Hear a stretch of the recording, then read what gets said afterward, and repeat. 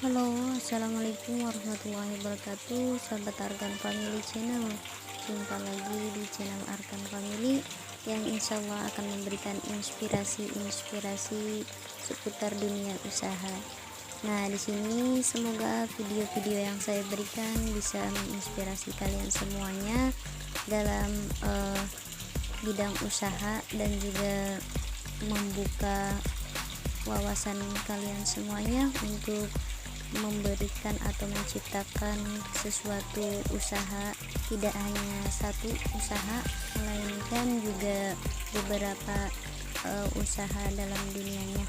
Nah, ini posisi saya tepatnya berada di kota Cirebon dengan pemandangan hutan kayu, apa ini ya, hutan kayu ketapang. Nah, kenapa saya mengekspos daun ketapang di sini? Karena saya nanti akan membahas seputar makanan lobster yang berkaitan dengan daun ketapang. Lobster ini pemakan segalanya ya, bisa disebut seperti itu karena apa aja lobster bisa makan. Seperti yang tadi saya sebutkan, daun ketapang, wortel, terus juga masih banyak sayuran-sayuran lainnya seperti selada air. Itu juga lobster juga sangat suka dengan selada air.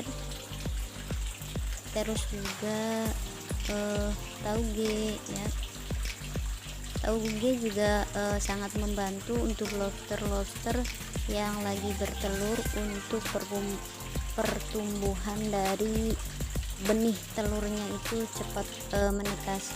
Di sini juga lobster selain juga makan tauge, juga makan kangkung ya. Kangkung juga salah satu termasuk dari makanan lobster. Selain itu juga di sini terlihat ada tanaman eceng gondok ya. Eceng gondok itu berfungsi untuk menetralkan air dan juga sebagai makanan cadangan dari lobster tersebut. Selain itu juga lobster sangat suka jagung. Dalam keadaan bertelur, lobster seharusnya atau diharuskan untuk makan jagung dan juga tauge yang seperti saya sebutkan tadi untuk menunjang pertumbuhan dari telur lobster tersebut. Seperti yang kita lihat di gambar, lobster sangat suka terlihat sedang memegang makanannya, yaitu sebuah sayuran berupa jagung. Nah, ini juga ada tanaman air yang merupakan salah satu makanan dari ikan dan juga lobster. Selain itu ada beberapa makanan lobster seperti tanaman apu-apu juga sebagai cadangan makanan, sama seperti eceng gondok. Di sini terlihat tanaman apu-apunya sangat segar-segar. Ini merupakan tanaman yang disukai oleh lobster. Selain itu juga lobster bisa disebut makan apa aja karena dikasih makan apa aja, seperti daun singkong ini dia juga sangat suka, tetapi dalam tanda petik semuanya harus direbus terlebih dahulu ya. Selain tumbuh-tumbuhan dan juga sayur-sayuran, lobster juga memakan daging, terutama daging ikan yang masih hidup ya, yang segar-segar seperti ikan mas. Bila ikan mas ditaruh di kolam yang kolam tersebut terdapat budidaya lobster, maka ikan tersebut jika ukurannya lebih kecil daripada lobster, itu akan menjadi makanan favorit dari lobster tersebut. Di sini terlihat saya menampakkan suatu video berupa gambar dari ikan tersebut, bisa dicontoh untuk budidaya di kolam terpal. Bisa menggunakan ikan hias ini. Selain juga sebagai makanan tambahan, juga bisa membersihkan sisa kotoran dari makanan lobster yang tersisa. Di sini bisa terlihat lobster juga memakan ikan tersebut. Terlihat dari gambar ada beberapa potongan ikan yang sebagian dari ekornya sudah dimakan oleh lobster. Selain ikan, juga lobster sangat suka memakan sisa dari ayam. Sisa dari usus ayam itu juga sangat suka. Selain lobster juga menyukainya, kepiting juga sangat suka sisa dari usus ayam dan juga keong emas tersebut. Selain yang saya sebutkan tadi, ada makanan pembantu yang terkandung dari air tersebut, terutama di kolam yang kolam seperti kolam semen ya, terdapat di airnya itu ada beberapa plankton yang seperti yang tadi terlihat di gambar. Nah, di sini ada beberapa video rekaman tentang budidaya lobster di dalam kolam terpal, terutama ini adalah lobster yang saya budidayakan di kolam terpal.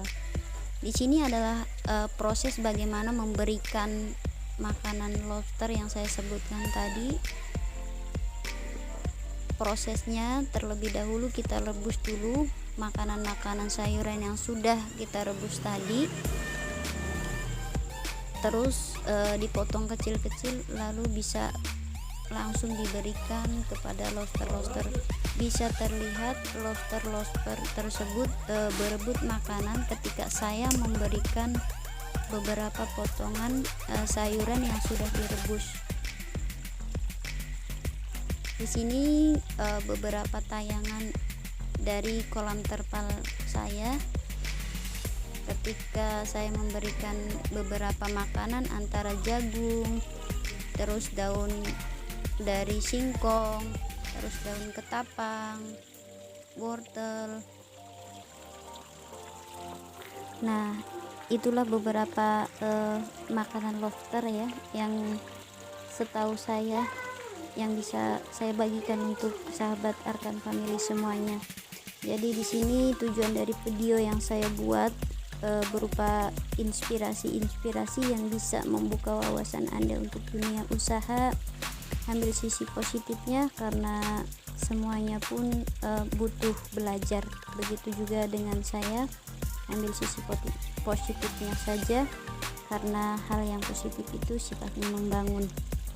Nah, di sini saya ada tips dan sedikit saran untuk sahabat Arkan Family semuanya yang berminat untuk membudidaya lobster. Tidak membutuhkan lahan yang luas, karena lahan yang sempit pun jika kita ada kemauan maka ada jalan, bisa menggunakan kolam terpal bersusun seperti video saya sebelumnya. Nah, di sini untuk sahabat Arkan Family semuanya, terlebih dahulu dari video-video yang saya bikin, tidak ketinggalan saya meminta bantuan untuk sahabat semuanya untuk subscribe channel ini, share dan juga komen apabila channel yang saya berikan ini menayangkan konten-konten yang bisa menginspirasi Anda dan juga bisa membuka wawasan Anda, membuka gambaran Anda tentang dunia usaha, supaya tentunya saya lebih bersemangat lagi, lebih termotivasi lagi untuk membuat konten-konten yang bisa disukai oleh sahabat semuanya. Untuk yang kurang baiknya dibuang saja, kita ambil sisi yang positifnya aja. Untuk sahabat Arkan Family Channel, kalau ada sahabat yang ingin berbudidaya lobster, saya bisa membantu, yaitu nanti bisa hubungin saya lewat komen di video ini. Nanti akan saya bimbing proses dari budidaya lobster tersebut, mulai dari pembibitan sampai saya akan membantu untuk proses penjualan panen dari lobster tersebut. Silakan untuk sahabat Arkan Family semuanya bisa komen apabila ada minat ya untuk membudidayakan lobster.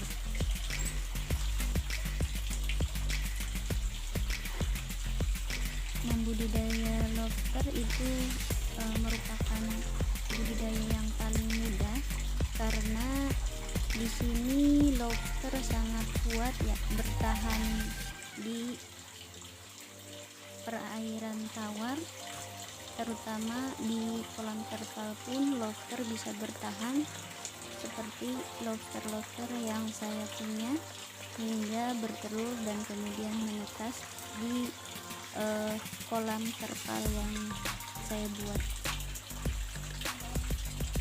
Seperti di video sebelumnya, saya membuat 3 susun kolam terpal berisikan yang pertama indukan lobster yang siap kawin, dan juga yang kedua yaitu indukan lobster yang sudah bertelur, dan kolam terpal yang paling atas merupakan kolam terpal untuk persediaan benih atau burayak dari lobster yang sudah menetas. Di sini sudah terlihat lobster-lobster yang lagi berenang kegirangan, karena sifatnya lobster ini aktif pada malam hari, sama seperti halnya dengan kepiting-kepiting. Tetapi jika tidak ada tempat untuk sembunyi seperti peralon atau genteng, lobster-lobster tersebut bisa menjadi kanibal, satu sama lain bisa saling capit dan bisa memakan temannya sendiri, seperti halnya dengan kepiting. Seperti yang terlihat di sini, lobsternya saling dorong-mendorong, saling sapit-mencapit. Akan tetapi ini adalah proses pengurasan, jadi terlebih dahulu kolam terpal ini saya kosongkan dulu dari peralon. Ini cuma ada sisa beberapa peralon untuk tempat sembunyi. Nah, di sini sudah kita taruh peralon-peralonnya, itu tempat sembunyi dan juga tempat berkawinnya lobster, supaya bisa menghasilkan lobster indukan yang bertelur dan menetas hingga berkembang menjadi lobster indukan yang siap untuk konsumsi di restoran-restoran. Perlu sahabat Arkan Family tahu bahwa lobster peminatnya masih banyak, dan yang mengkonsumsi itu dari kelas menengah ke atas.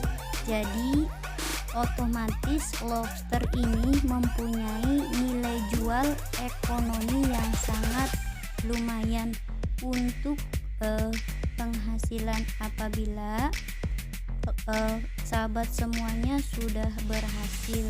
Tentunya tidak mudah mencapai kata berhasil, harus membutuhkan proses yang lama sesuai dengan perkembangan dari lobster tersebut yang sangat lama, yaitu sekisaran 6 bulan lobster tersebut baru bisa menjadi indukan yang bisa siap konsumsi. Nah, cukup sekian info dari saya untuk Arkan Family semuanya. Sekian dan terima kasih. Wassalamualaikum.